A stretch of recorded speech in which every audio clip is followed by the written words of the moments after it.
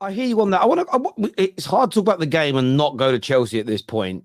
Don, why couldn't you match Liverpool's intensity? Why couldn't you match their quality tonight with the abundance of money that's been spent on this team? The Caicedos were out there, the Enzos were out there, but you just couldn't lay a glove on them for large parts of the game. Yeah. Why were you so far off the pace tonight? Bro, tactically, playing Palmer as a false nine, this is what happens when you play him there, you know? Today, I said it in the group chat before the game. I fully understood why Poch did it because Broja, he could potentially leave tomorrow. And even when he plays, it's like playing with 10 men. You know what I'm saying? In Cuckoo, he's not fit at the moment to be starting games. And then you've got Washington. So the only option really is Palmer to play up there. Jackson wasn't there today. So I understood why he did it. But this is exactly why I don't like Palmer in that 9. You know what I'm saying? It worked against Arsenal. Didn't work against Middlesbrough. There's been a few games where he's played up there and he just looks lost. I'm looking at the game today. Palmer and Gallagher were literally playing as 2 8s, which meant Van Dijk and Konate were pushing up even further up. So every single time the ball got turned over, we were literally getting boxed in, Terry. We couldn't get out. It was worse than the United game because Liverpool pressed a lot higher than you guys. Do you know what I mean? And we literally played into United's hands before and we did the exact same thing today. But Poch at halftime, he made the changes that I wanted to see. And straight away, you can see we created a chance. Mudryk, he was poor for that finish. To be fair, he had a lot of time to just take a touch there and maybe put it in the bottom right. But the players in the second half, they just weren't at it. I think for me, they were the right changes for the players that we had on the bench. But for the 10-15 minutes, we played all right. We should have had that second penalty. And after that, our heads dropped completely. And it was back to just boys, the lack of experience on the pitch. It was very clear to see. So today, listen, Liverpool, they deserved that win. But as much as we were poor for majority of that game, we've got to speak about these penalties because I can't believe what I saw today. I cannot believe what I saw today. Do you know what I'm saying? Samuel, this is what I was telling you before at the start of the season. We all get it. I know you were talking about Liverpool and this, that. We all get it. How are you seeing that second pen? I want to talk about that second pen, yeah, because the guy literally, it was like Jota's. For Jota, he literally gave it straight away. For us, he waved. He did that straight away. Yeah. No, I'm never going to look at it again. How can it go to VAR, right? How can you look at both of those challenges and not give them as penalties? It's ridiculous. And I'm not saying that's the reason why we lost. We weren't good enough. Liverpool deserved the win. Facts, right? But those decisions were abysmal.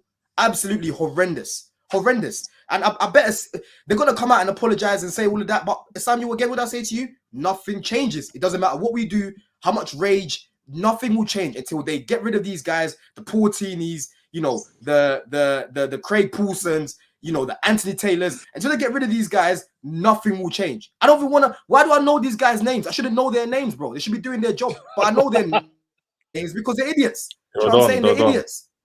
I mean, bro. So no, today we weren't good enough. But I'm sorry, those decisions. I've been watching football a long time, and those decisions are one of the worst I've seen in the whole time of watching football. One of the worst. I hear you there. What are you saying about those decisions, Matt? Because you weren't good enough tonight. But should you have got those penalties and potentially converted them, the game could have been different in terms of the result. Do you think, or are you someone that's not bothered about those decisions and think we were poor, so let's move on? Oh, the one was up. Bro, your earbuds. Hang on a minute. Your earbuds are bugging. What? Your earbuds are bugging. I don't even know if he can hear us. Yeah, those earbuds. Try not to call in with earbuds. Earbuds are the worst on streamer. They really are. Winter Surfer, what did you make of those penalty decisions tonight? Yeah, there should have been penalties, but, we weren't good enough. So, I just hope that, we'll get the apology that they'll come out with, and that will help. That will heal everyone in the end, won't it? But I really want to talk about the experienced players because they're the worst in this team, not the young players. The experienced players are the worst. Ben Chilwell is a criminal today. He was responsible for that. He was had a big point at first goal, giving away the ball. And why was he so infield, wrestling with Jota in a midfield position, leaving the left back area spare?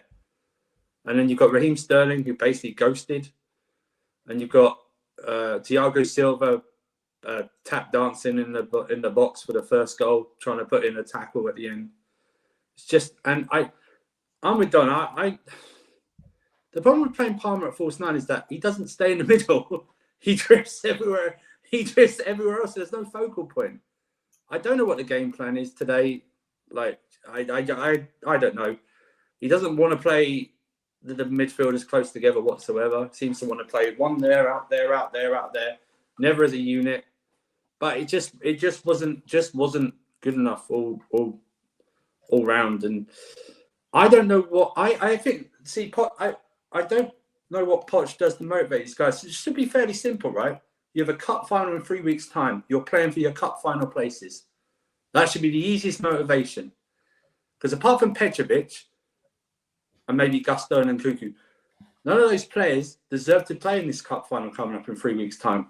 None of them whatsoever. It's just bad. And I've got no... Listen, I didn't expect to win. I expected a draw usually because we just draw with Liverpool all the time, even when we play bad and they play good and vice versa. But I really don't know. I don't know what to say anymore, really. You know. Surfer. Yeah, but Andrew, it's Harry, very... I'll chime in quickly before these men go on. Go on, Chess. Basically, what you just saw today was just pure poor tactics and poor personnel. We've been seeing that all season, but the reason why we get away with it is because the opposition we play don't take their chances. Today, Liverpool, with the players they have, the clinical edge they have, took their chances in abundance. It's as simple as that. Football's not that difficult to analyse. This game isn't that difficult to analyse. We'll talk about the penalties in a bit from my side anyway, but from the game perspective, you don't play Palmer as a 9, false 9, a player who drifts in midfield, tucks in a lot, doesn't make runs ahead of the ball. That's not his fault. And expect him to be the focal point and then players run off him.